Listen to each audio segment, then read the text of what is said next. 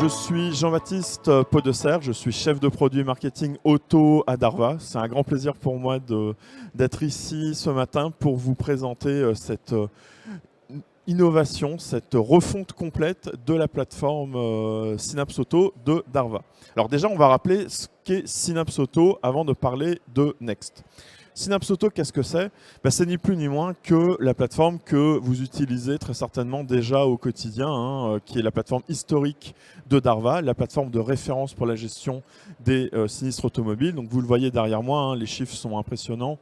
On est sur 4 millions de flux par an hors bris de glace. On est sur 1,6 million de factures bris de glace rien que sur l'année dernière.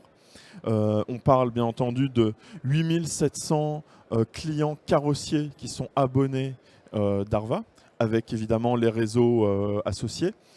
Évidemment, les principaux réseaux de loueurs et de vitrage que vous connaissez bien entendu.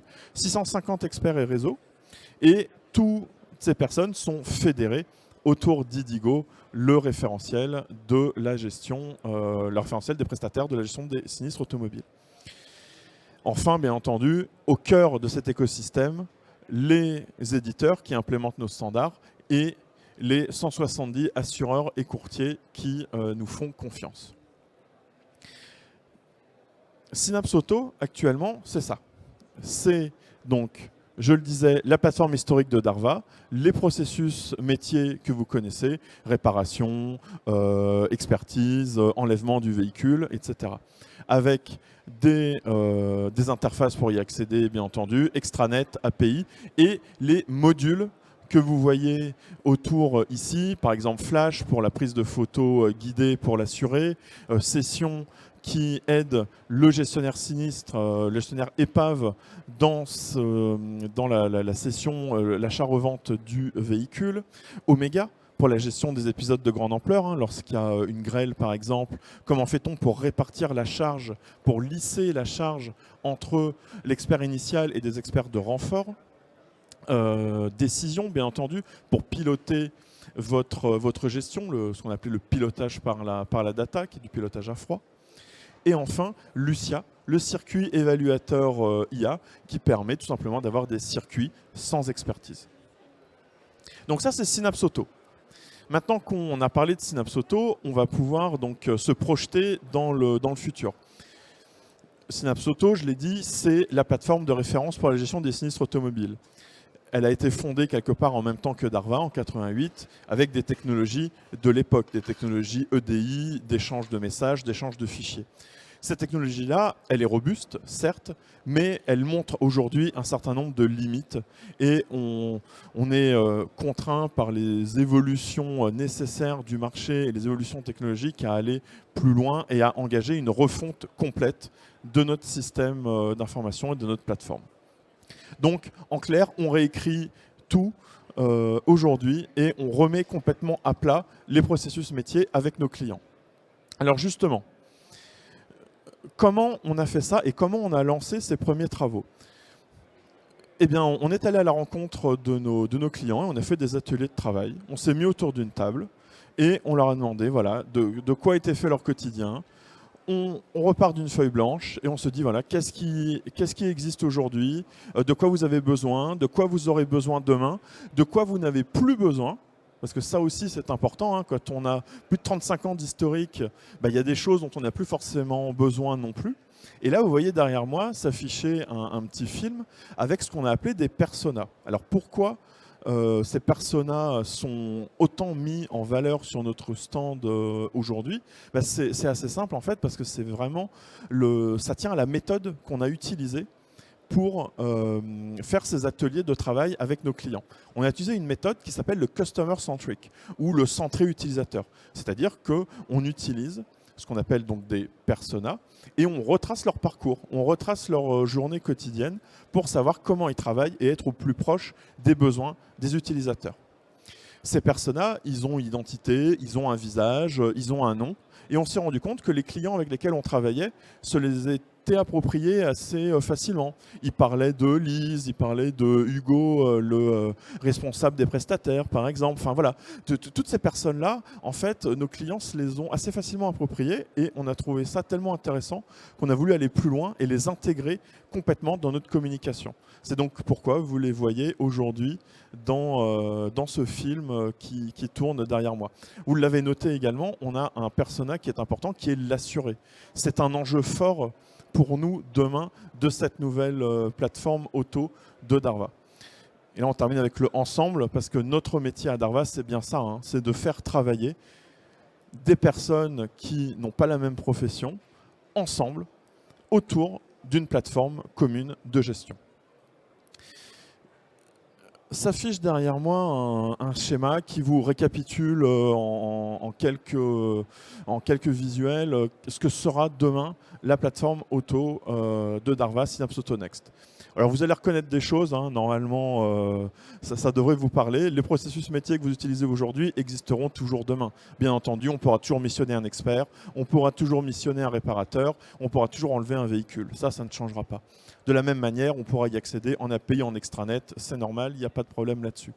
On aura bien entendu des liens avec nos plateformes Darva, hein, Ophélie et Idigo évidemment, et les modules qui existent aujourd'hui seront compatibles avec la nouvelle plateforme Darva. La nouveauté, vous la voyez dans une couleur différente, ce sont des nouveaux modules qui sont destinés à enrichir cette nouvelle plateforme. Ils arriveront dans un second temps. Vous voyez qu'il y a une notion de priorité. Tout ce qui est en bleu plus foncé sera fait dans un premier temps et tout ce qui est couleur lavande sera fait plutôt dans un second temps. Pourquoi on a fait ça comme ça? On a voulu partir d'un point de vue pragmatique en fait. Hein. On refait d'abord ce qui fonctionne aujourd'hui pour que vous puissiez continuer à travailler facilement et ensuite on intégrera de la nouveauté par la suite. Un dernier point important, vous le voyez là-haut, ce logo-là, le D360, ça c'est la grande nouveauté de Synapse Auto Next demain. Aujourd'hui, quand on est en mode échange de fichiers EDI, il y a un émetteur, il y a un destinataire et ce sont les seules personnes qui ont accès à l'information qui est échangée. Si on veut qu'une troisième personne ait accès à l'information, on est obligé de la dupliquer.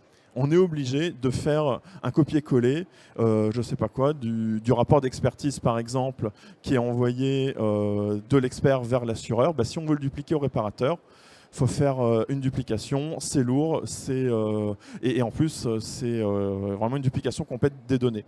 Donc nous demain, ce qu'on a voulu mettre en place, c'est ce qu'on a appelé le dossier 360, le D360. Toutes les infos sont centralisées à un seul endroit. Tous les acteurs qui participent à la gestion du dossier alimentent ce D360 et viennent aussi, bien entendu, s'en nourrir.